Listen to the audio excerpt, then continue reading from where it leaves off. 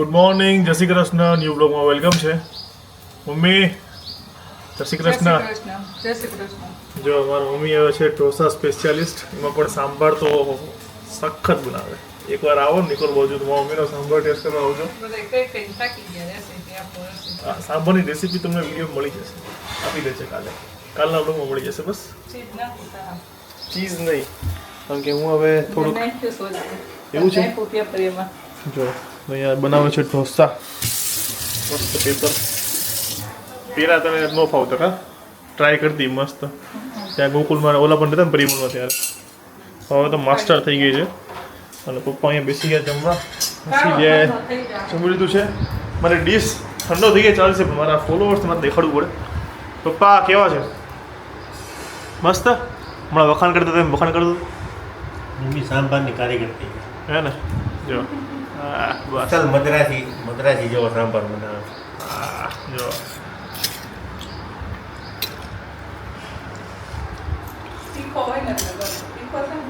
આ મારી ડીશ. જો ચલો ભાઈ, સ્ટે ટ્યુન. અને અત્યારે જઈ રહ્યો છું એક મારે બધી વસ્તુઓ લેવા જવાની છે. તો આજના બ્લોગમાં તમારું સૌનું વેલકમ છે. બન્યા રહ્યો બ્લોગમાં. ચાલો. હેલો, ગુડ મોર્નિંગ, જય શ્રી કૃષ્ણ. હું એકવાર ફરીથી આવી ગઈ છું બ્લોગમાં. અને હું આવી છું ડંકિનમાં. કેતનભાઈ મને લઈને આવ્યા છે, જે અહીંયાના બહુ ફેમસ માણસ છે. જે ઓળખતા હોય કમેન્ટ કરજો. અને અહીંયા એક વ્યુઅર મળી ગયા છે. શું નામ છે તમારું? ધ્વનિ.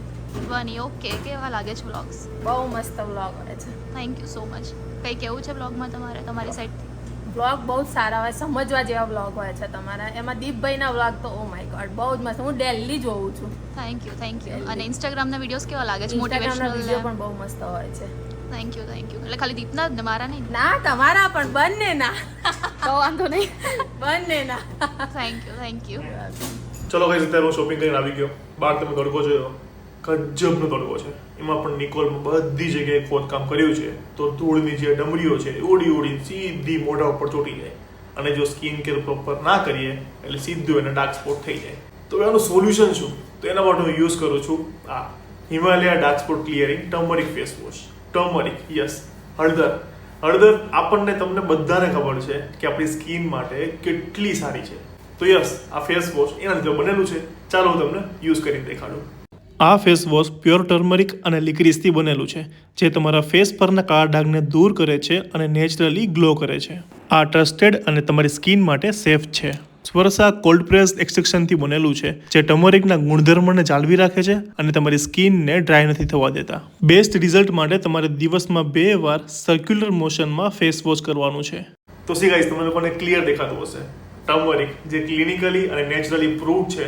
તો જો તમારે આ ફેસ વોશ ઓર્ડર કરવું છે તો એમેઝોન, નાઇકા, ફ્લિપકાર્ટ કે પછી હિમાલયાની વેબસાઇટ અને એપ્લિકેશન પરથી કરી શકો છો. ડિસ્ક્રિપ્શનમાં લિંક આપેલી છે. તો મસ્ત મજાનું ડિસ્કાઉન્ટ મેળવવા માટે લિંક પર ક્લિક કરો અને પ્રોડક્ટને અત્યારે જ ચેકઆઉટ કરો. ચલો ગાઈઝ, તો અહીંયા મમ્મી અને પપ્પા એક દિરોય માટે બનાવે છે. ખબર નહીં શું બનાવે છે, આપણે એમને પૂછી લઈએ. તો ક્યાં બન રહા હૈ? મુરબા. મુરબા. સુંદો કે ગણાય મુંદો કે બધા અલગ અલગ કે. અમારા ઘરમાં કોઈ નહીં ભાવતો, આવું છે. પણ આ ગુંદા કેરી નથાનું બનાવું છું. દિરો એકલી ખાય નહીં, ચુંદો તો એટલે જ ને એકલી જ ખાઈશ, કોઈ નહીં ખાતું. આવી ગયો. તા બધું જ હશે? હે બધો જ આ હશે? વર્ષે ઘટ્યો તો એને આ વર્ષે નથી, એટલે 1.5 કિલો જ લીધી કેરી.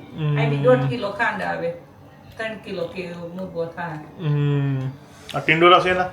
શાક બનાવવાનું ટિંડોરાનું તો હું માર કરવું અત્યારે. મારું ચા ભાખરી, હું ચા ભાખરી પીશ. તો પપ્પા કહે છે હું બટેટાનું ઈ ના, એનું પપ્પાનો ભાવ નહીં ભાવતું મને. ખા ના, એકવાર કેટલી વાર ખાધું મેં. નથી ખાધું તે. હમણાં નથી ખાધું. બટેકાના શાકમાં આદુ કોણ નાખે? આદુ મરસા. મને સેજી ન પાવ આદુ આદુ મરચાં. નહીં નાખવું. ના ભાઈ, મને નહીં ખાવું તમારું શાક. આજ તો વરસાદ બંધ થયો ને તો માર્કેટમાં ભીડ. કેરી અથાણા હારું બાયું. હા. બહુ જ અથાણા બાકી હોય, આપણે બાકી જ છે જ અથાણું. પછી તો પપ્પા જો અહીંયા કેરીની શીણ કેરી છે. તો ખમણી દીધી પપ્પાએ કેરી મને.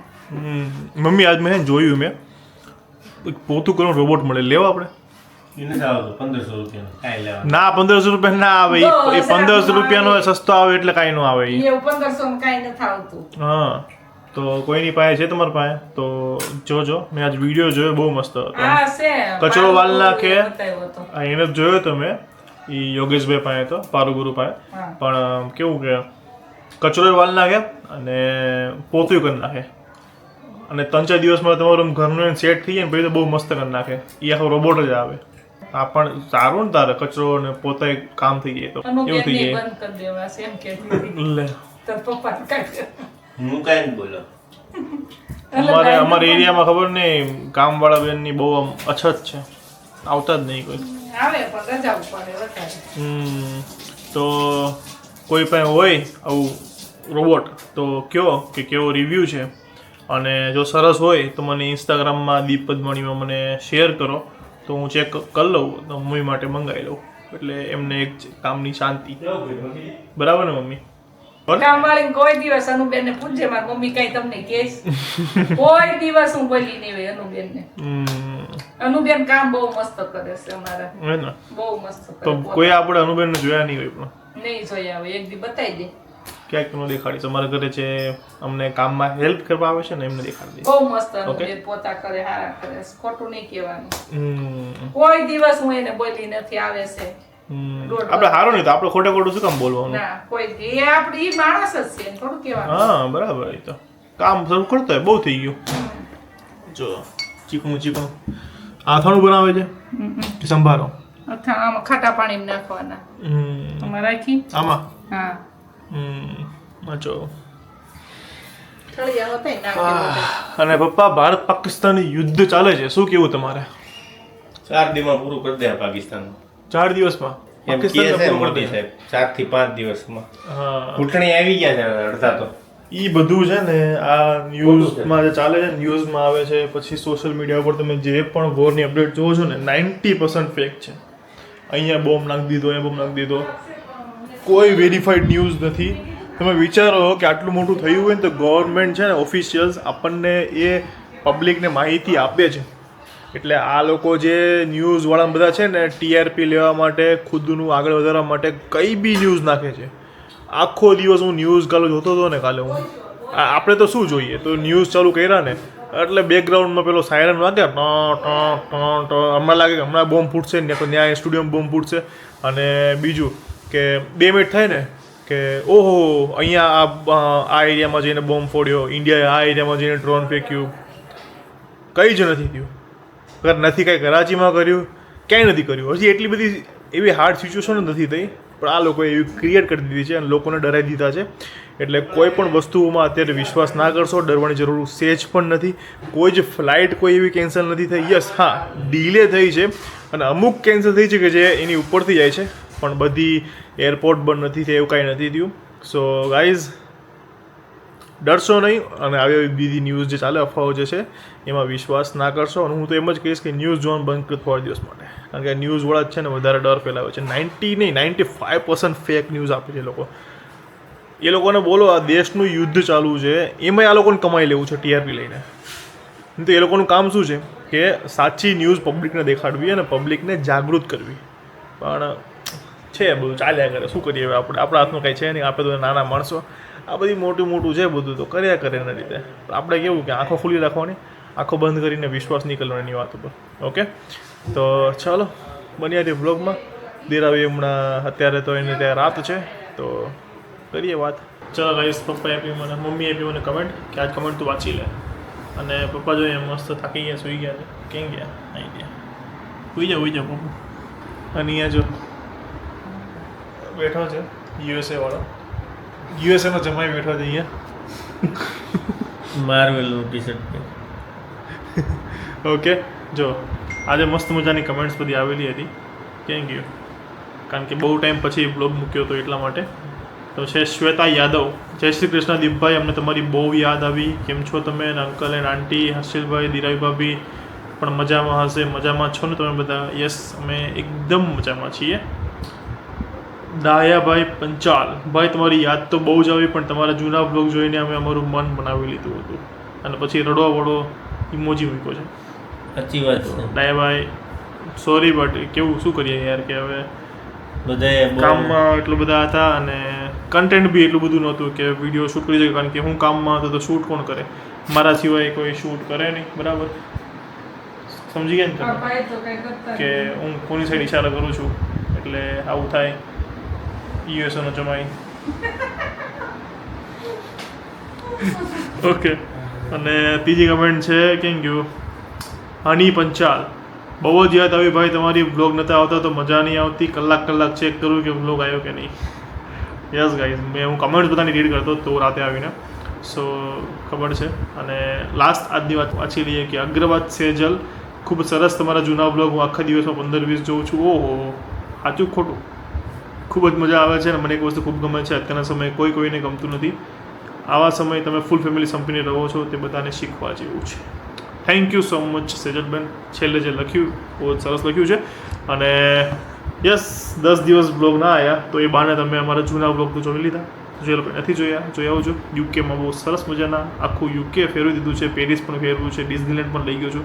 નથી જોયા તો લિંક ડિસ્ક્રિપ્શનમાં નાખી દઉં છું, જોઈ લેજો. અને હા, ડી ગ્લો ક્રીમ બધી ઉપર પડી છે, પછી દેખાડી જોયેલી છે અમારી D glow naturals face cream, જેને ફેસમાં કોઈ પણ ઇસ્યુ છે, બધા પ્રકારના આપણે ઇસ્યુ છે, ઓલ ઓવર આપણે કહેવાય કે ઓલરાઉન્ડર મારી ક્રીમ છે. રાતે લગાવવાની છે, મસ્ત ફેસ વોશ કરવાનું છે, ક્રીમ લગાવવાની છે, ઓવરનાઇટ રાખવાની છે, સવારે ઉઠો ત્યારે પાછું ફેસ વોશ કરી નાખવાનું છે. 4-5 દિવસમાં લોકોને રિઝલ્ટ મળી ગયું છે, પણ હું એમ કહું છું કે મેક્સ ટુ મેક્સ 10 દિવસમાં, જો 10 દિવસમાં તમને ફેસ પર રિઝલ્ટ ના દેખાય ને તો મની બેકની હું ગેરંટી આપું છું, કારણ કે મને મારી પ્રોડક્ટ પર એટલો ટ્રસ્ટ છે. બસ 2 જ લોકોએ આ ક્રીમ નથી વાપરવાની, કે જેમને સ્કિનમાં કોઈ એલર્જી છે અથવા તો જે પ્રેગ્નન્ટ છે, તો એ આ ક્રીમ યુઝ ના કરી શકે. અને હા, જે 14-15 વર્ષથી નાના છે એમને પણ હું ક્રીમ ના યુઝ કરવાની સજેશન આપું છું. પણ ઇફ તમને લાગે કે નહીં કે અમારી સ્કિન એટલી મેચ્યોર છે તો તમે યુઝ કરી શકો છો. કયા પ્રોબ્લેમ્સ, તો પિમ્પલ્સ હોય, ડાર્ક સ્પોટ્સ હોય, ડાર્ક સર્કલ હોય, પિગમેન્ટેશન હોય મમ્મીની જેમ જે વર્ષો જૂનું હોય. પિગમેન્ટેશનમાં થોડો ટાઈમ લાગે, 2-3 મહિના થાય, કારણ કે 10-15 દિવસમાં એવું કંઈ જાદુ નથી કે પિગમેન્ટેશન જતું રહે. ઓકે, સો એમાં તમારે થોડું પેશન્સ રાખવું પડે.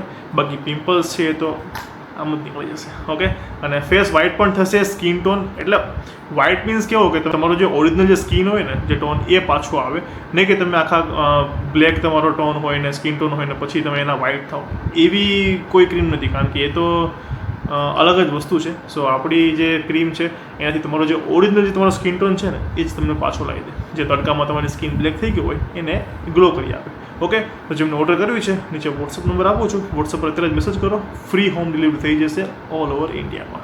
ચાલો ગાઈસ, 7નો બ્લોગ આપણે આ સાથે ફિનિશ કરીએ છીએ. સારો લાગ્યો તો લાઇક, કમેન્ટ, શેર અને ચેનલ સબસ્ક્રાઇબ કરી દેજો. મળીએ કાલે એક મસ્ત મજાના બ્લોગ સાથે, ત્યાં સુધી ખુશ રહેજો, ખુશ રહેવા દેજો.